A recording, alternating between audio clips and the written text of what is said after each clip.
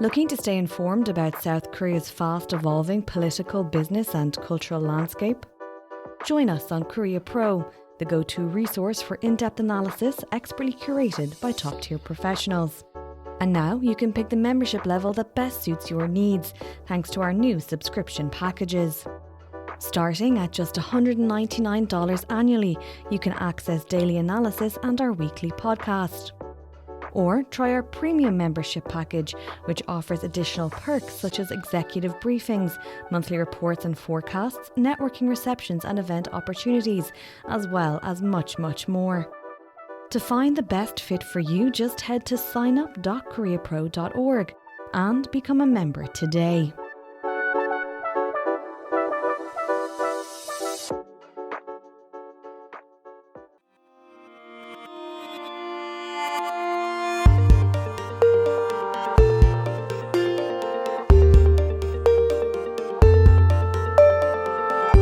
Hello listeners and welcome to the NK News Podcast. I'm your host, Jacco Zwetsloot, and today it is Tuesday the 13th of May, 2025. I'm recording this episode in the NK News studio, and I'm joined for the first time by a new colleague, Jooheon Kim, who joined NK News about a month and a half ago. Jooheon, welcome on the show. Thanks for having me.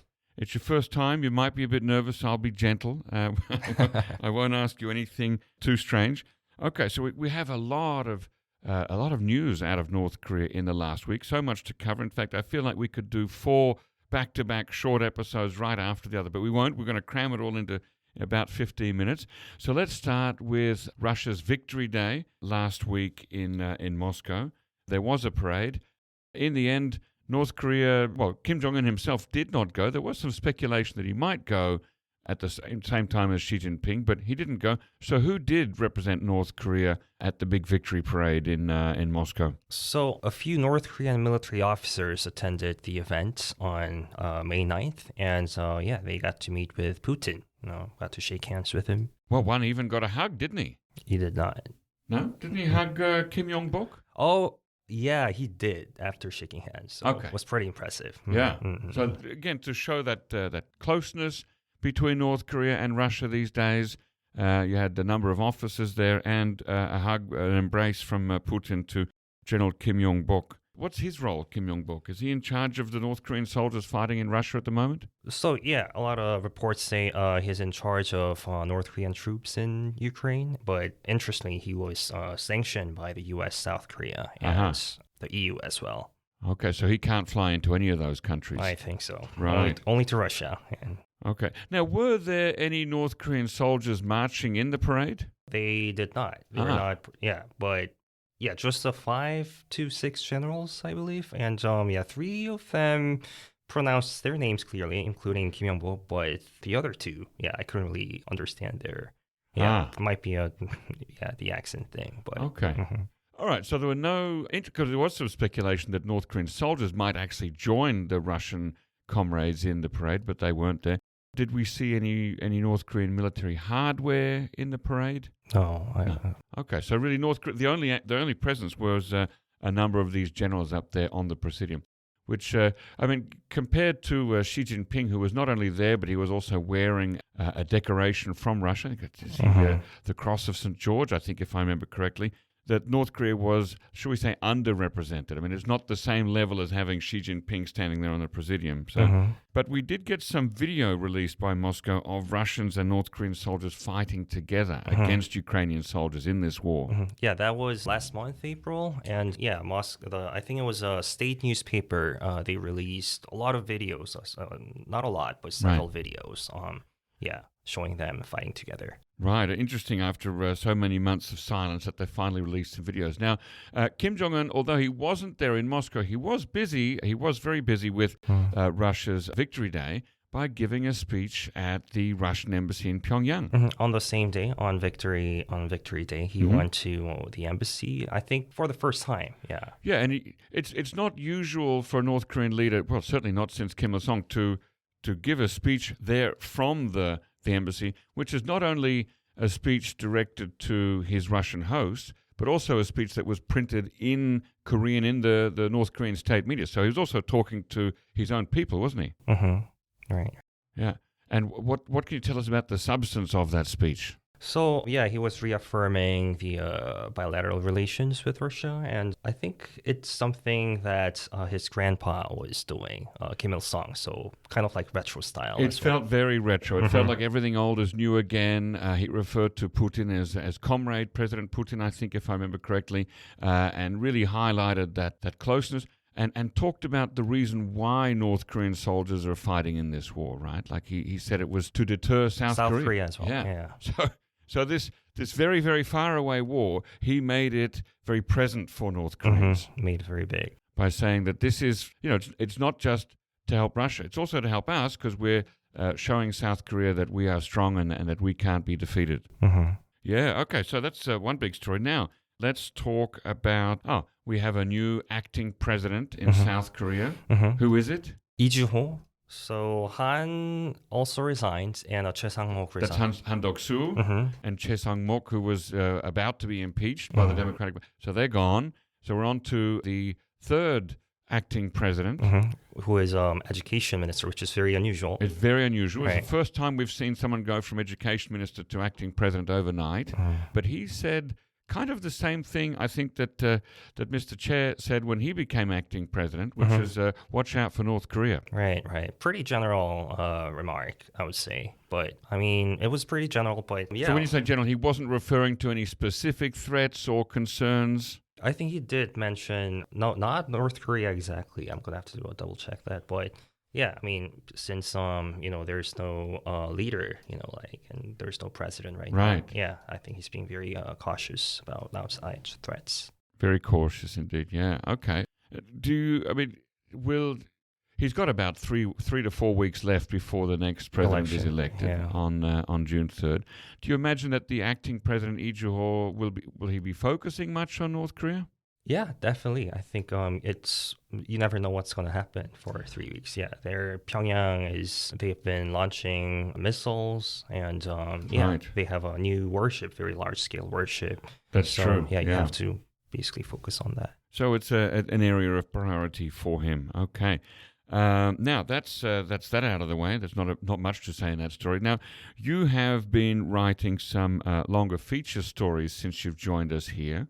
And since this is your first time on the show, I thought let's give you a chance to shine. So tell us about these two feature stories that you've written recently about North Korean defectors living in South Korea. So I interviewed defector lawyer Lee Young-hyun. So he's the first defector to pass the bar exam in South Korea. Okay, and that's quite difficult, I imagine. Yeah. It's very hard. My sister is also going to law school, but she's studying for almost 10 hours a day. Wow. Okay, so this is give me the name of that defector again. Lee Young-hyun. Lee Young-hyun, and he's at what age did he come down here? 14. He was 14 when he came down from North Korea. He defected when he was 14, and then he lived in China for a bit. Yeah, he did a lot of manual labor there. And then, okay. So he didn't come immediately to South Korea. Not he spent some years in China. Right. And then came to South Korea. Had to catch up on school. Obviously, there's a lot of education that he would have missed out on during that time in China. Yeah, didn't know how to speak English at all at the time. So he learned the alphabet here, I believe, when he was around 20 years old. And then he went to law school. Yeah. Right. Okay. Is English necessary to go to law school? I don't think it's necessary, but I'm pretty sure there's a lot of legal terms that are in English. So yeah, it definitely helps. Right. Okay. And so he's passed the bar exam, and now he's a lawyer. But also is engaging in a lot of human rights activities, and he's encouraging a lot of North Korean defectors as well. Yeah, we actually went to the same school. Did you? I went to Yonsei for about 6 months. I didn't graduate yet. Okay. Yeah, I was a graduate student. He's a Yonsei graduate. Yeah, I think he was an undergrad. Okay. And we were in this defector organization together. Yeah. Okay. So what kind of law will he be focusing on as a lawyer? He's doing a lot of different stuff. Wow. Yeah, okay. Commercial, civil law, but I mean, he's definitely doing human rights parts as well. So he talked about captured Ukrainian soldiers. Captured North Korean soldiers in Ukraine. Currently held by Ukraine, yeah. Bringing them to ROK. Urged the ROK government to put more efforts to bring them, since they are also South Korean citizens. under the South Korean law. Right, under the South Korean constitution. If they arrive in South Korea and say that they want to become South Koreans, they can automatically receive South Korean citizenship, right? Mm-hmm. Yeah, okay, great. And that's one lawyer, the first one. Well, one more thing. I think like Korean law, like under the Korean law, they can, but it's going to be very challenging because like if the Ukrainian government claims that they can't be sent back because they were arrested and captured there, they'll probably have to send back to North Korea or it's kind of complicated. Yes, that is an interesting legal wrinkle there, because normally I think that the way that it works in practice is that a North Korean has to turn up in South Korea and say, I want to be, one of you rock guys, and then they get citizenship. But now if you've got a North Korean citizen in a third country here, Ukraine, does the South Korean government have the right to step in and say, hey, that's one of ours, give him to us? So that's interesting. That is a legal wrinkle. We'll see how that works out. Tell us about the second defector feature that you've written recently. So there was a job fair about 2 months ago, and it was mainly for those who want to become chefs in South Korea. So there were about 50 to 60 people. Yeah. And it was being organized by Korea Hana Foundation and Hyundai. Is that the Korea Hana Foundation? Is that the one run by the Korean government? It's affiliated with Unification Ministry. Yep. And also Hyundai Green Foods. They're affiliated with Hyundai Department Store, which is a very big part of the Hyundai group. Because we know that there's also the Asan Foundation, which is affiliated with Hyundai, which not only helps startups, but helps a startup school involving North Korean defectors. So there's a lot of things that they do involve. Right.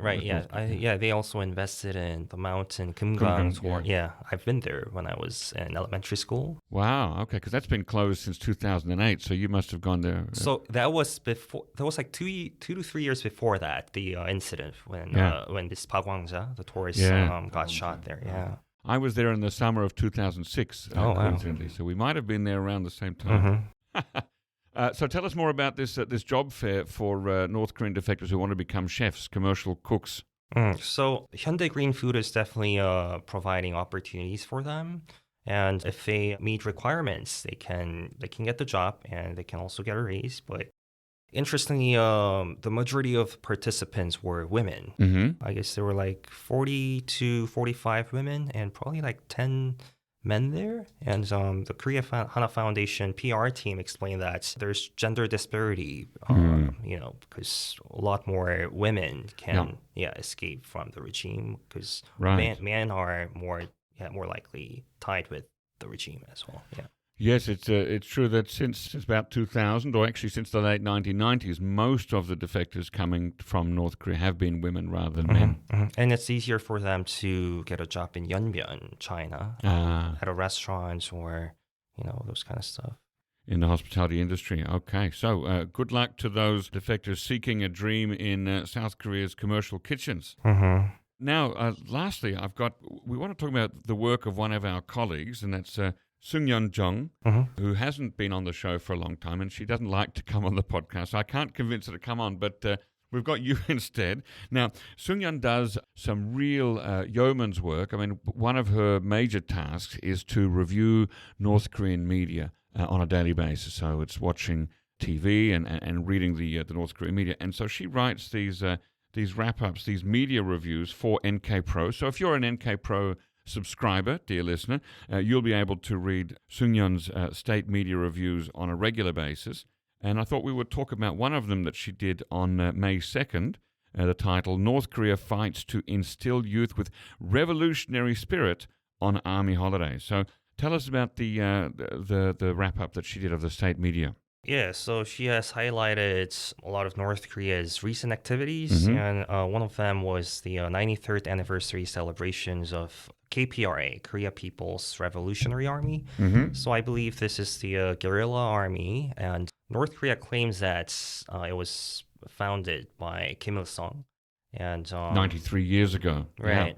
And that would be 1928. Now, I think I read recently in Fyodor Tertitsky's biography of Kim Il-sung that this is an entirely fictional army, this Korean People's Revolutionary Army. This did not, in fact, exist and was not actually founded in 1928. It's something that was written in retrospect, so it's sort of backdated to 1928.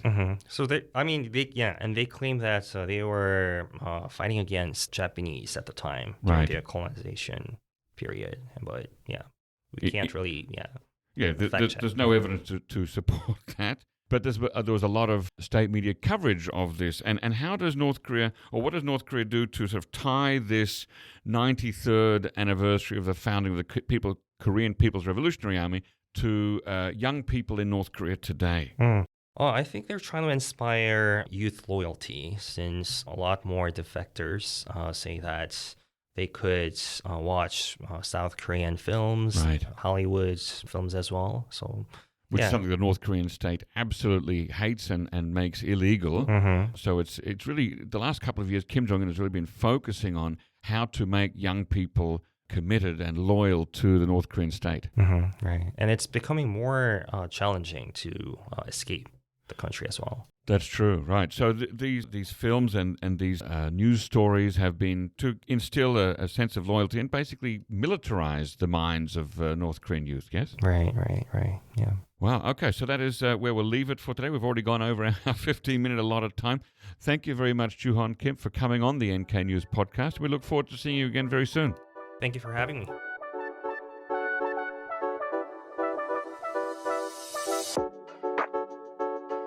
Bestsellers unveiled at NK News Shop. Step out in style with our top-selling apparel from the NK News Shop. Fly high with the Air Cordial T-shirt, celebrating DPRK's golden era of aviation in vintage airline chic.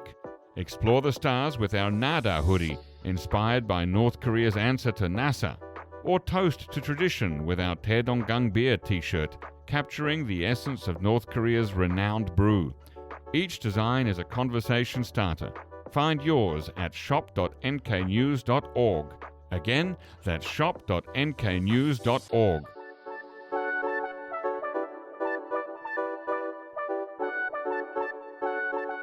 Ladies and gentlemen, that brings us to the end of our podcast episode for today. Our thanks go to Brian Betts and Alana Hill for facilitating this episode, and to our post-recording producer genius Gabby Magnuson, who cuts out all the extraneous noises, awkward silences, bodily functions, and fixes the audio levels. Thank you, and listen again next time.